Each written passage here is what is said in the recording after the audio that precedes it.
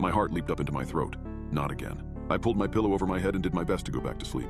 Tap, tap, tap, tap. It was as if the tapping was getting louder. My fear turned to aggression very quickly, and I threw my pillow off of my head. I pounded my fist up against the pane, still guarded by my curtains. "Knock it off," I yelled. The noise stopped. I breathed a sigh of relief and brought my pillow back up to its spot. Tap, tap, tap, tap. "Are you kidding me?" I didn't get the rest of the sentence out of my mouth as the horrible realization came over me. The tapping wasn't coming from outside my window, it was coming from inside my closet. Without another second passing, I found myself trembling in fear, pushed up against my bedroom wall. Whatever was inside must have been figured out. I knew it was there as my door began to slowly creak open.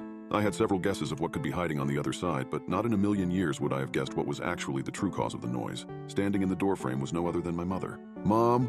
My voice squeaked. The longer I stared at her, the more she looked unreal, like when you're staring at an AI that looks almost human, but isn't quite. Her mouth turned upward into a wide grin, and very quickly I knew it was not the same mother that I remembered.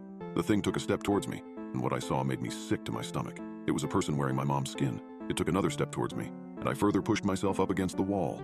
I wanted to scream. I wanted to run, but my body wouldn't obey. I was frozen in fear. "It's all right, darling." Their voice was a mix of my mother and what sounded like an ancient old man.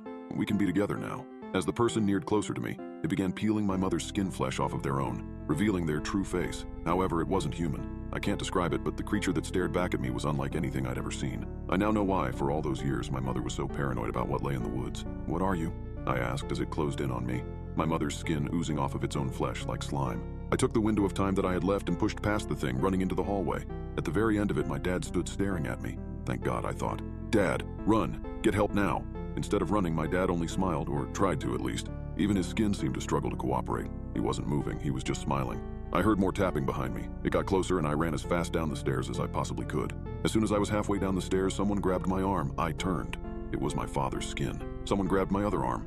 It was my mother's skin. I couldn't move. Their grip was inescapable. They both leaned up to my separate ears, whispering the same exact thing. "It's okay, darling. We can be together now."